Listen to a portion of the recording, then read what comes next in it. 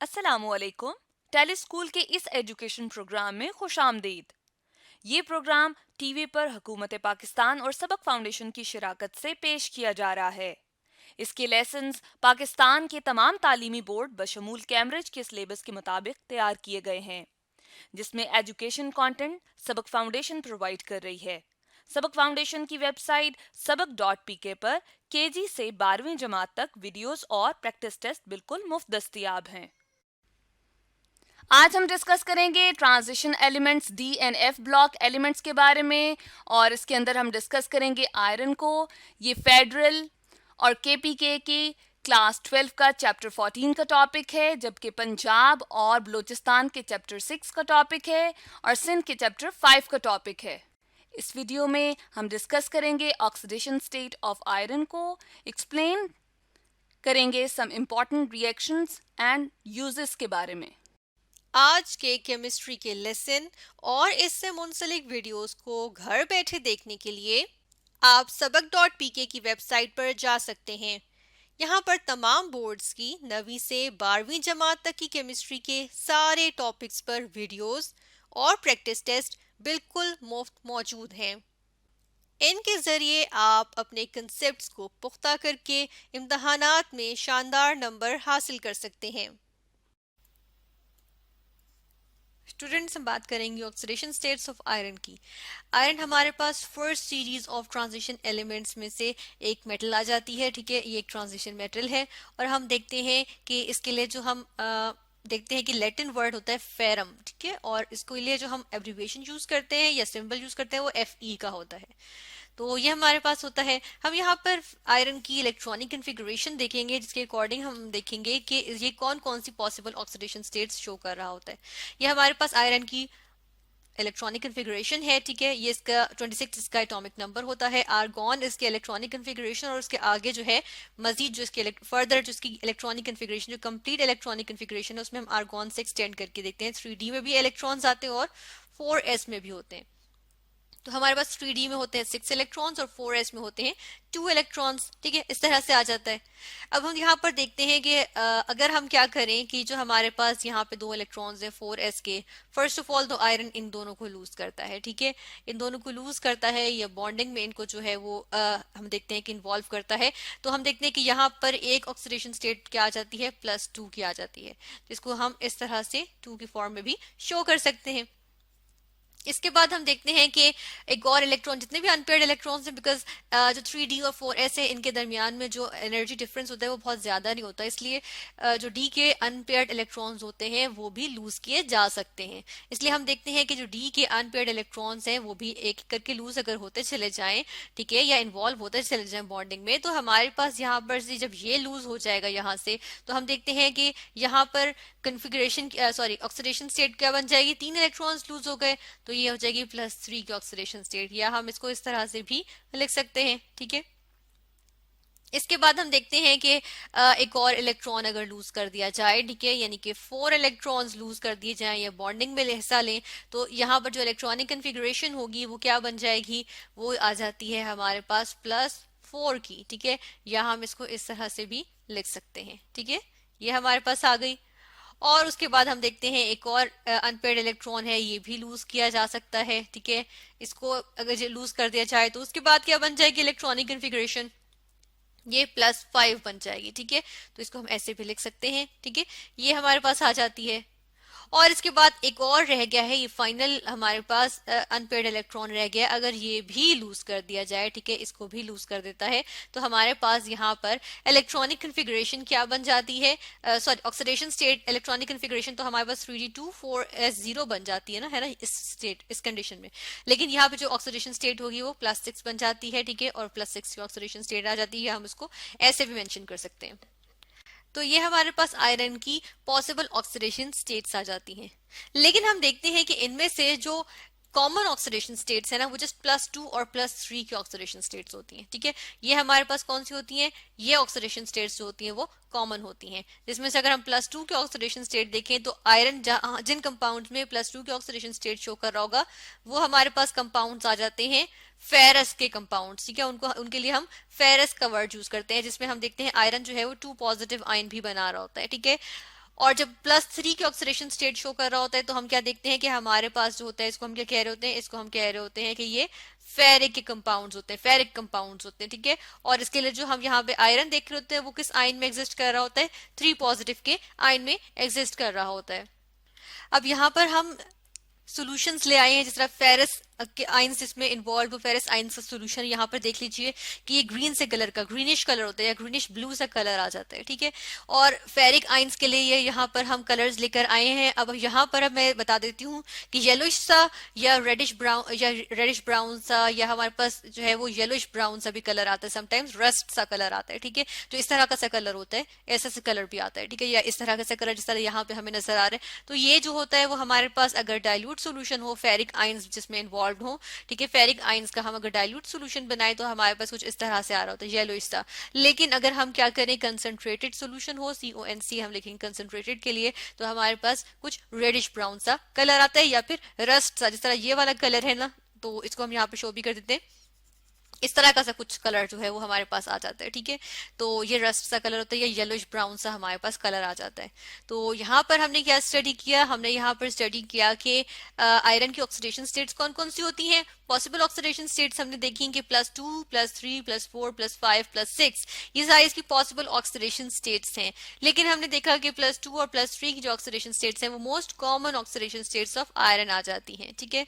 और हमने यहाँ पर ये भी देखा कि हमारे पास फेरस आयंस आते हैं, ठीक है। सो जो +2 वाली होती है उसको फेरस कहते हैं, फेरस कंपाउंड्स होते हैं। और जो +3 वाली होती है उनको हम फेरिक कंपाउंड्स कह रहे होते हैं, ठीक है। जिस तरह से फेरस क्लोराइड आ जाएगा, ठीक है। यहाँ पर अगर हम चले लिख भी देते हैं कि जिस तरह इसकी एग्जांपल अगर लें तो फेरस क्लोराइड FeCl2 आ जाएगा।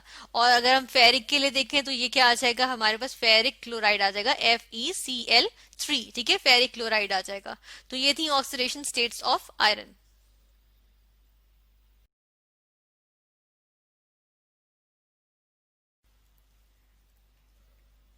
स्टूडेंट्स, हम यहाँ बात करेंगे reactions of hexa aqua iron 2 and hexa aqua iron 3 के बारे में। तो यहाँ हम देखते हैं फर्स्ट ऑफ ऑल ये कि हेक्सा एक्वा आयरन 2 क्या है और हेक्सा एक्वा आयरन 3 क्या है। ये हमारे पास कॉम्प्लेक्स आयंस आ जाते हैं, ठीक है। इनको हम देख लेते हैं किस तरह से होते हैं। ये हमारे पास आ जाएगा हेक्सा के लिए, हम सॉरी एक्वा हमारे पास आता है H2O, ठीक है। जब हम नॉमेनक्लेचर स्टडी करते हैं तो उसमें एक्वा क्या होता है, H2O, वाटर के लिए लिखते हैं, ठीक है, जब वाटर एज लिगेंड होता है।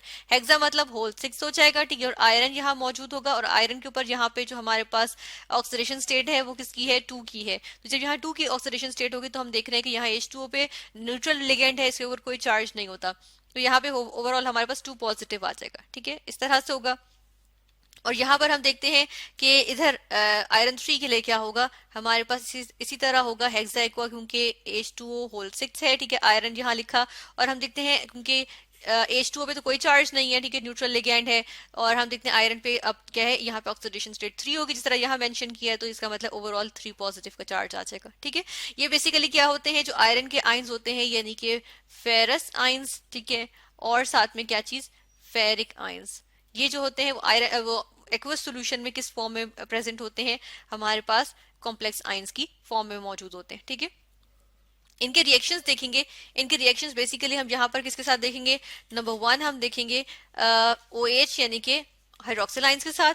और नंबर 2 हम क्या देखेंगे, किसके साथ देखेंगे, नंबर 2 हम किसके साथ देखेंगे यहाँ पे, अमोनिया के साथ, ठीक है। अमोनिया के साथ के रिएक्शंस देखेंगे। अच्छा, अमोनिया जो है एज लिगेंड भी यूज होता है, लेकिन यहाँ पर हम देखेंगे अमोनिया एज बेस आ रहा होगा, ठीक है, बेस के तौर पे यूज हो रहा होगा। और हाइड्रोक्सिल आयंस जो है उनको हम देखते हैं कि वो भी यहाँ पर क्या है, बेस के तौर पे एक्ट होंगे, एक्ट करेंगे। किस वजह से, क्योंकि हम देखते हैं कि ये जो हमारे पास दोनों के दोनों आयंस हैं, ये वाला भी और ये वाला भी, ये जो आयंस हैं ये क्या होते हैं, ये एसिडिक इन नेचर होते हैं, ठीक है, एसिडिक इन नेचर होते हैं। तो इस वजह से हम देखते हैं कि ये क्या कर रहे होते हैं, इनके साथ रिएक्शंस जो होते हैं वो हम उनको स्टडी कर लेंगे, ठीक है। अब यहाँ पर हम देखते हैं कि हमारे पास जब हाइड्रोक्सिल आयंस के साथ रिएक्शन होता है तो हम वो देखेंगे। हाइड्रोक्सिल आयंस का सोर्स कोई सा भी अल्कली हो सकती है, एक स्ट्रॉन्ग बेस जो होती है हाइड्रोक्सिल आयंस का सोर्स बन सकती है, ठीक है। तो हम देखते हैं कि जब हमारे पास क्या मौजूद होंगे, हाइड्रोक्सिल आयंस मौजूद होंगे, तो वो क्या करेंगे कि वो ये हाइड्रोक्सिल आयंस जो है, ये जो हमारे पास कॉम्प्लेक्स मौजूद है ना, इसकी जो कॉम्प्लेक्स में जो लिगेंड है वाटर के, ठीक है, वाटर एज लिगेंड है ना यहाँ पर, इसको हम कॉपी करेंगे यहाँ से। तो इसके अंदर से क्या करते हैं, इसके अंदर से ये जो है वाटर में से ना हाइड्रोजन आयंस, यानी इसमें से ये जो H2O है इसके अंदर, उसमें से क्या करते हैं, हाइड्रोजन आयंस निकाल लेते हैं। ठीक है, अब ये हाइड्रोजन आयंस जब इन हाइड्रोक्सिल आयंस के साथ रिएक्ट करेंगे तो क्या बना लेंगे, H2O बना लेंगे। ठीक है, लेकिन वो आयरन के साथ अटैच नहीं होगा, यानी कि उसका जो है वो एज लिगेंड नहीं होगा, बल्कि वो फ्री वाटर के मॉलिक्यूल्स आ जाएंगे। तो हम देखते हैं यहाँ पर रिएक्शन में क्या होता है कि हमारे पास जो है यहाँ पर क्या बनता है, ये देखते हैं। साथ में हम देख रहे हैं कि यहाँ पे H2O निकल गया। ठीक है, अच्छा यहाँ पर जब हमारे पास आएगा ना, वो क्या आता है, एक न्यूट्रल कॉम्प्लेक्स आता है। ठीक है, यानी कि इसका मतलब हाइड्रोक्सिल आयंस जो है जब वो रिएक्ट करते हैं, इनमें से किसी भी आयन के साथ रिएक्ट करेंगे तो वो क्या दे देंगे, एक न्यूट्रल कॉम्प्लेक्स दे देंगे। ठीक है, न्यूट्रल कॉम्प्लेक्स। और हम इसको हम देख लेते हैं यहाँ पे कि न्यूट्रल कॉम्प्लेक्स किस तरह से देते हैं। देखिए आयरन ऐसे ही है और इसके ऊपर 2 पॉजिटिव का चार्ज है, साथ में हमारे पास क्या है, H2O है। ठीक है, H2O। अब H2O हमारे पास, और साथ में देखते हैं हम कि एक और लिगेंड, यानी कि H2O के कुछ मॉलिक्यूल्स जो हैं, सॉरी कुछ लिगेंड्स जो हैं यहाँ पर, उनके साथ यहाँ 6 है ना, 6 नंबर है। तो हम देखते हैं कुछ जो है ना वो OH में कन्वर्ट हो गए। OH के ऊपर क्या होता है, नेगेटिव चार्ज होता है। तो अब देखिए यहाँ 2 पॉजिटिव है, यहाँ पर कितने होंगे, 2 होंगे, तो ओवरऑल चार्ज न्यूट्रल हो जाएगा और एक न्यूट्रल कॉम्प्लेक्स बन जाएगा। ठीक है, इसका मतलब है कि 2 H2O के जो लिगेंड्स थे वो OH में कन्वर्ट हो गए। इसका मतलब है कि 6 में से कितने रह गए, 4 रह गए। तो यहाँ पे क्या हो जाएगा, ये हमारे पास जो है वो कॉम्प्लेक्स, सॉरी न्यूट्रल कॉम्प्लेक्स बन जाएगा। ठीक है, इस तरह से आ जाएगा। और हमारे पास यहाँ पर क्या आ जाएगा, यहाँ पर हम देख लेते हैं कि हमारे पास यहाँ पे 2 साथ लग जाएगा। ठीक है, क्योंकि 2 हम देखते हैं H2O जो है वो यहाँ से रिमूव हो गए हैं। ठीक है, और इसी तरह यहाँ पर भी हमारे पास क्या आ जाएगा, 2 आ जाएगा। साथ के साथ ही यहाँ पर इसका नेम देख लेते हैं, इसका नेम किस तरह से हमारे पास आ जाएगा। तो पहले हम लिखते हैं एनाइन लिगेंड्स जो होते हैं, एनाइनिक लिगेंड्स जो होते हैं उनके बारे में लिखते हैं। तो हम लिखेंगे डाई हाइड्रोक्सो। ठीक है, डाई हाइड्रोक्सो। ठीक है, ओ पे एंड होते हैं एनाइनिक लिगेंड्स। फिर हमारे पास आएगा यहाँ पे टेट्रा, टेट्रा एक्वा। ठीक है, टेट्रा एक्वा। और उसके बाद हम लिखेंगे आयरन, और साथ में इसका हम ऑक्सीडेशन स्टेट यहाँ लिखेंगे कि वो क्या है, 2। ये हमारे पास इसका नाम आ जाएगा। ठीक है, ये इसका नाम है डाईहाइड्रोक्सो टेट्रा एक्वा आयरन 2। ठीक है, इसके बाद हम देख लेते हैं कि हम यही रिएक्शन जब करेंगे किसके साथ, हम करेंगे जो हमारे पास आयरन 3 था उसके साथ करेंगे। तो अब इसके साथ रिएक्शन शो कर लेते हैं कि किस तरह से होगा। ये हमने यहाँ पर लिख दिया, लेकिन थोड़ा सा डिफरेंस होगा। देखें यहाँ पर 3 पॉजिटिव चार्ज है ना, यानी यहाँ पर इसके ऊपर 3 पॉजिटिव है। तो डेफिनेटली जो OH है ये क्या करेगा, ये 3 H2O के लिगेंड्स में से जो है वो हाइड्रोजन आयंस एक्सट्रैक्ट कर लेगा। ठीक है, और जब वो इस तरह से करेगा तो वो 3 जो है वो OH यहाँ पे कन्वर्ट हो जाएंगे, इस तरह आ जाएगा। और ये 6 में से कितने रह जाएंगे, 3 रह जाएंगे। ठीक है, ये इस तरह से आ जाएगा। और हम देखते हैं ये न्यूट्रल कॉम्प्लेक्स हो जाएगा। और हम देखते हैं कि यहाँ से 3 H2O आ जाएंगे, तो 3 यहाँ लग जाएगा और 3 यहाँ पर भी लग जाएगा। ठीक है, इस तरह से आ जाएगा। और साथ में हम यहाँ पर क्या देखेंगे, यहाँ पर हम इसका नेम देखें अगर, तो ये क्या होगा, अब हमारे पास होगा ट्राई हाइड्रोक्सो। ठीक है, tri hydroxo, then tri aqua. ठीक है, ट्राई एक्वा। और फिर उसके बाद क्या है, आयरन, और आयरन की ऑक्सीडेशन स्टेट 3। ये हमारे पास इसका नाम आ जाएगा। ठीक है ना। अब यहाँ देखें, ये जो हमारे पास रिजल्टिंग डाइहाइड्रोक्सो टेट्रा एक्वा आयरन 2 आया है, इसका कलर हमारे पास कुछ इस तरह से हो जाता है, डर्टी ग्रीन से कलर आ गया। ठीक है, ये हमारे पास कलर आ गया जब ऐसा सोल्यूशन हमारे पास था। ये किस चीज का सोल्यूशन है, ये इसका सोल्यूशन है, और इसका सोल्यूशन जो है वो ये हमारे पास आ गया। ठीक है, तो ये हमारे पास इस तरह से हो जाता है। एंड देन हम देखते हैं कि जो हमारे पास आयरन 3 के साथ जो आयंस मौजूद थे उनका कलर इस तरह येलोइश सा होता है, और वो जो इनका रिजल्टिंग आते हैं, जो हमारे पास यहाँ पे जो कंपाउंड बन जाता है, न्यूट्रल कॉम्प्लेक्स बनता है, उसका कलर हमारे पास ऑरेंजिश या ब्राउनिश सा कलर आ जाता है। ठीक है, ये हमने यहाँ पर देख लिया। नेक्स्ट हम यहाँ पर किस चीज की बात करेंगे, अब हम यहाँ पर बात करेंगे कि जब हम अमोनिया को यूज करते हैं। ठीक है, नेक्स्ट हमारे पास जो दूसरा था वो क्या था, हम जब अमोनिया के साथ रिएक्शन शो करते हैं। ठीक है, तो अब हम आ जाते हैं नीचे और हम यहाँ बात कर लेते हैं किसकी, हम बात कर लेंगे अमोनिया के साथ रिएक्शंस होंगे। अमोनिया बेसिकली यहाँ एज लिगेंड ऐड नहीं होगा, बल्कि हम देखते हैं कि ये एज बेस जो है वो यहाँ पर यूज हो रहा होगा। तो जब ये एज बेस यूज होगा तो हम इसका रिएक्शन देख लेते हैं कि जब एज बेस यूज होगा तो क्या होगा।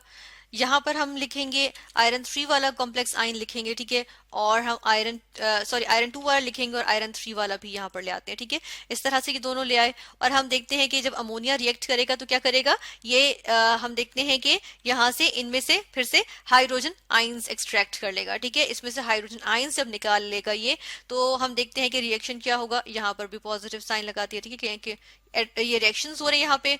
और हम देखते हैं कि यहाँ पर क्या बन जाएगा, यहाँ पर हमारे पास फिर से एक न्यूट्रल कॉम्प्लेक्स बनेगा, ठीक है। तो ये हम देखते हैं कि फिर से हमारे पास वो बन जाएगा H2O होल 4, ठीक है, और यहाँ पे OH होगा, ये होगा होल ट्वाइस, और ये हमारे पास जो है वो एक न्यूट्रल कॉम्प्लेक्स बन गया जिसका नाम हमने क्या कहा था, डाईहाइड्रोक्सो, और डाईहाइड्रोक्सो टेट्रा एक्वा आयरन 2 आ जाता है, ठीक है। और साथ में यहाँ पर हमारे पास अब क्या रिलीज होगा, यहाँ पर हमारे पास जो है वो अमोनियम आयंस जो है वो रिलीज होंगे।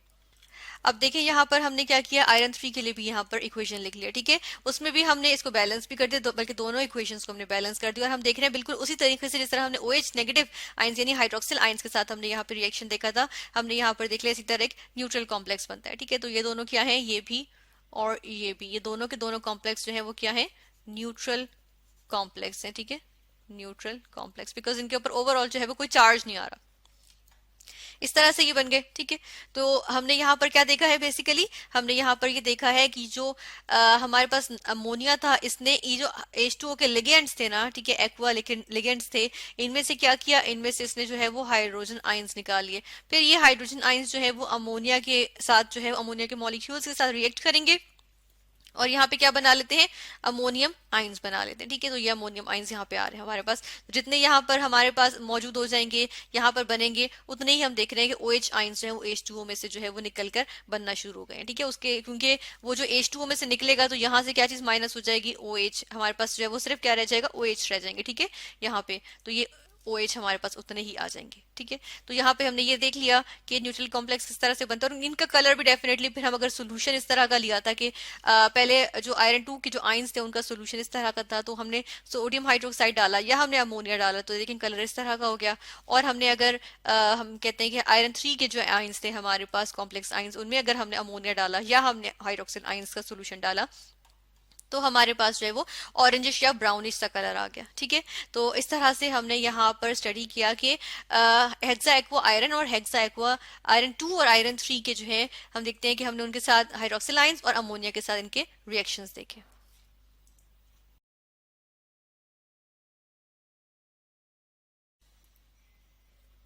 स्टूडेंट्स, हम यहाँ पर बात करेंगे reactions of iron ions with carbonate and thiocyanate ions के साथ, 2 पॉजिटिव, ठीक है, आयरन 2 जिनको हम कहते हैं, और दूसरे कौन से आ जाते हैं, दूसरे हमारे पास आ जाते हैं हेक्सा एक्वा, ठीक है, यानी कि H2O होल 6 और आयरन 3, ठीक है। तो यहाँ 3 पॉजिटिव आ जाएगा, ये हमारे पास आयंस होते हैं। अब इनमें से हम देखते हैं कि जो आयरन 3 पॉजिटिव वाले होते हैं ना, वो बहुत ज्यादा एसिडिक होते हैं, ठीक है। तो उनका रिएक्शंस जो होते हैं वो थोड़े से डिफरेंट होते हैं, ठीक है। और हम यहाँ पर देखते हैं कि उनमें जो कार्बोनेट होता है, जहां पर कार्बोनेट जो होता है CO3-2, ठीक है, CO3-2 जो है ये क्या करेगा, एज वीक बेस यूज होगा, ठीक है, क्योंकि ये वैसे ही बहुत वीक एसिड होता है। तो हम देखते हैं, लेकिन जो इसके आयंस होते हैं, हम देखते हैं कार्बोनिक एसिड बहुत वीक आयंस होते हैं, तो ये जो इसका जो सोल्यूशन होता है ना, वो एज वीक बेस जो है वो एक्ट कर रहा होता है, ठीक है। जबकि यहाँ पर हम देखते हैं कि ये लेस एसिडिक होते हैं, क्योंकि आयरन 2 पॉजिटिव के साथ जो है ये क्या होते हैं, लेस एसिडिक होते हैं, ठीक है। तो हम यहाँ पर देख लेते हैं कि यहाँ पे क्या रिएक्शन होता है। फर्स्ट ऑफ ऑल यहाँ पर रिएक्शन देखेंगे तो हम देखते हैं कि यहाँ पे हमारे पास जो है, बिकॉज इसके अंदर होते हैं मौजूद आयरन आयंस, ठीक है, आयरन 2 पॉजिटिव आयंस, तो इस वजह से हमारे पास क्या बन जाता है, हमारे पास बन जाता है फेरस कार्बोनेट बन जाता है, ठीक है, FeCO3 बन जाता है, ठीक है। और हम देखते हैं सोल्यूशन में यहाँ पर हम इसके लिए देख भी लेते हैं कि प्रेसिपिटेट्स आते हैं बेसिकली हमारे पास यहाँ इस तरह से, ठीक है। तो ये हम जो है वो एक जस्ट यहाँ पे एक्सप्लेन करने के लिए लिखा है, जिस तरह यहाँ पर लिखा हुआ है। तो हम क्या देख रहे हैं, यहाँ पर चले हम कार्बोनेट भी लिख देते हैं, कार्बोनेट आयंस के प्रेजेंस में। तो ये हमारे पास स्लाइटली ब्लूइश था, ग्रीनिश ब्लूइश था, हमारे पास यहाँ पे सोल्यूशन होता है, और हम देखते हैं कि ये जब इसके अंदर कार्बोनेट आयंस के सोल्यूशन डालेंगे तो ये हमारे पास प्रेसिपिटेट्स आ जाते हैं, ठीक है।